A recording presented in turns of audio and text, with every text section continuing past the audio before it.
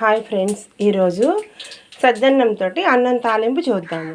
ఇలా ఆయిల్ పెట్టుకొని పోపు దినుసులు వేసుకున్నాను. పోపు దినుసులు వేగిపోయినాయి. వేగినాక పచ్చిమిర్చి, ఉల్లిపాయలు, కొంచెం కరివేపాకు వేసుకొని ఇలా కొంచెం సేపు ఫ్రై చేసుకోవాలి. దీనిలో కొంచెం సాల్ట్ వేసుకోవాలి.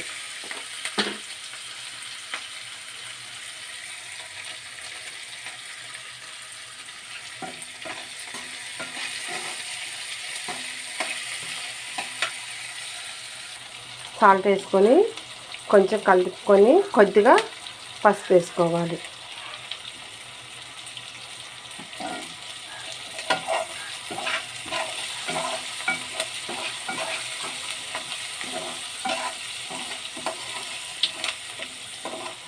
కొంచెం మూత పెట్టుకొని ఒక 2 minutes పాటు మగ్గనియాలి.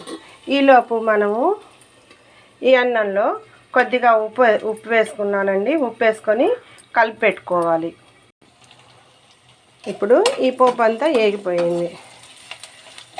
దీనిలో ఉప్పు కలిపి పెట్టుకున్న రైస్ని తీసుకోవాలి.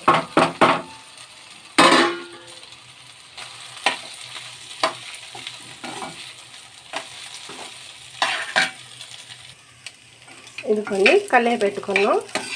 రెడీ అయిపోయింది. లాస్ట్లో ఒక చిన్న సైజు అంతా నిమ్మకాయని చల్లారినాక పిండుకోవటమే. అంతే, టేస్టీ అన్నం తాలింపు రెడీ.